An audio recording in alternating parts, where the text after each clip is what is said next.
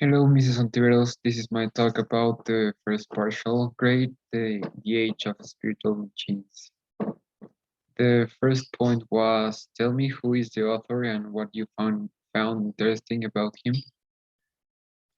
Mm, well, Kurzweil is an American inventor, musician, entrepreneur, writer, and scientist specializing in computer science and artificial intelligence. Um, he was director of engineering at Google in 2012.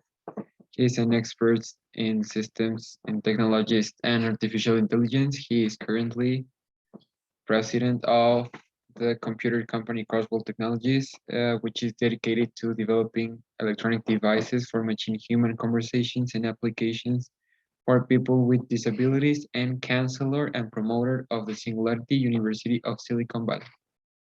Raymond Kurzweil is a pioneer of the law of accelerated returns and the history of technology. Kurzweil became seriously involved with accurate predictions of upcoming events to have successful inventions in time. Mm, Based on his book, we can see that he had a continuous monitoring of advances in computers and industrial machines and had modeled them accurately. Kurzweil developed a method of predicting the course of technological development. One of his most interesting predictions to me is that Kurzweil predicts that technology will be so advanced in medicine that it will be possible to extend the expectancy and quality of life of humans. Another interesting point raised by Kurzweil is that there will be a machine with artificial intelligence that could perform all human intellectual tasks and would be emotional and self-aware. This artificial intelligence will become more intelligent and powerful than that of a human brain. According to his predictions, the line between humans and machines will blur as part of technological evolution. Cybernetic implants will enhance humans, endow them with new physical and cognitive abilities, and allow them to interact directly with machines. In short, I could say that Carswell is a genius. Is a person who predicts future developments and knows the technological world from the ground up. Now we are going to talk about the book, the first part and the first chapter. Reading the first chapter was difficult for me because Kurzweil talks about evolution, about the passage of time and how the world was created. He talks about how technology will evolve as time goes by and as we enter the 21st century. An important part um, of the first few pages is that Kurzweil talks about events that grow exponentially, take long time, but when a key point on the exponential curve is reached, events explode at a high rate. As the reading progresses, Kurzweil explains the inability of technology and computing as it evolves and as time goes.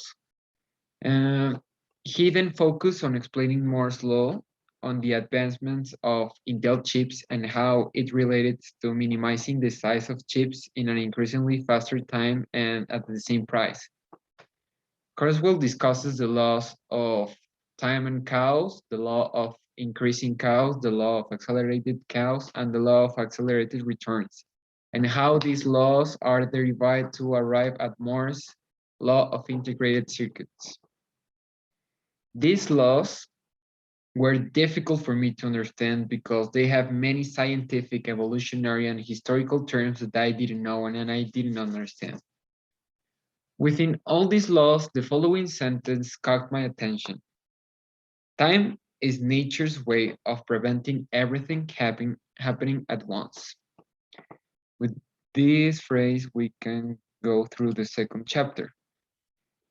In this second chapter, Coswell talks specifically about evolution and relates to the human mind and technology with the following quote, which for me was the most important thing about this chapter. Evolution is an expert programmer. It has been prolific, designing millions of species of breathtaking diversity and ingenuity. So, human intelligence, a product of evolution, is far more intelligent than its creator.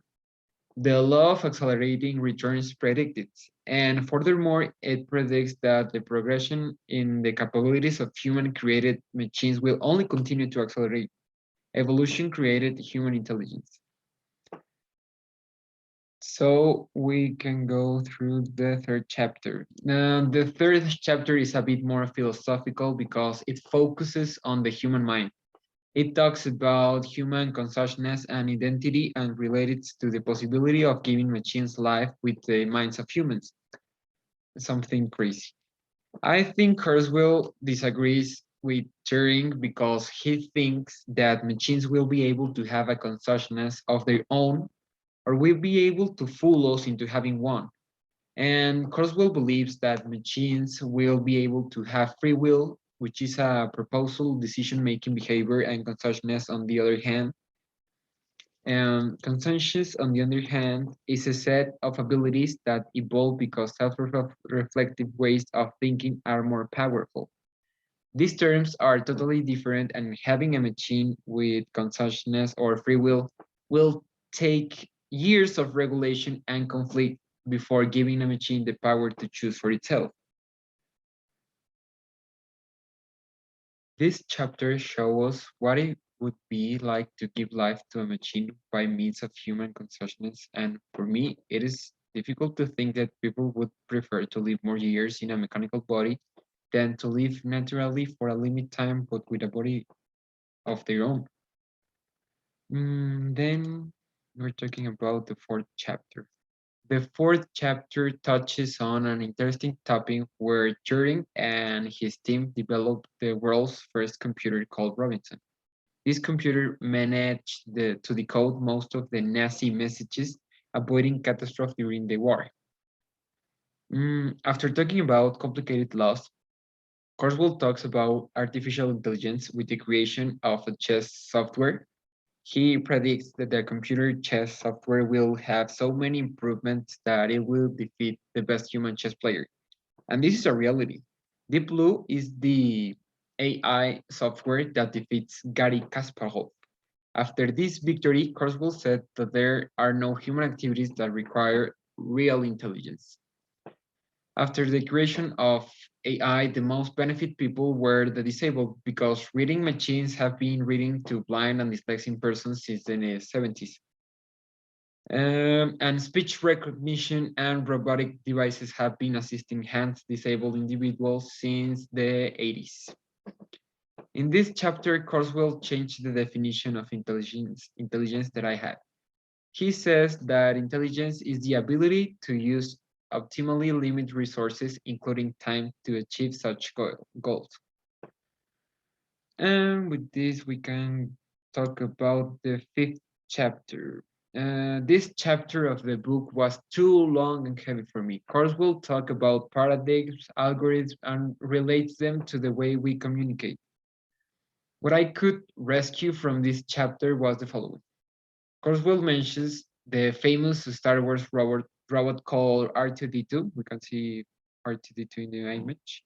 And I remember this because it is one of my favorite movies. He used this example to teach us that generating human speech is much more difficult than understanding it. He compares this with a human child that starts out listening to and understanding spoken language. Later, he learns to speak. And then we came to the second part of the book. This is the sixth chapter. This chapter caught my attention because I could understand that quantum computing resembles the functioning of the brain, and Kurzweil related to DNA because quantum computing must have a tiny construction like DNA. Kurzweil compares himself to Leonardo da Vinci because he believes that creating a machine with a brain like the human brain can be achieved in a few decades. And this is math. And Da Vinci took bodies of dead people to study the human brain, and he was seen as a madman too. It struck me that Kurzweil says that there will no longer be mortality, at least for the brain, by the 21st century, because he says we will become software and not hardware. Our memories will remain in a cloud and we will only have to keep updating them until we die. Then we come to my favorite part, the seventh chapter. This chapter was the one I understood the most and wanted to get to.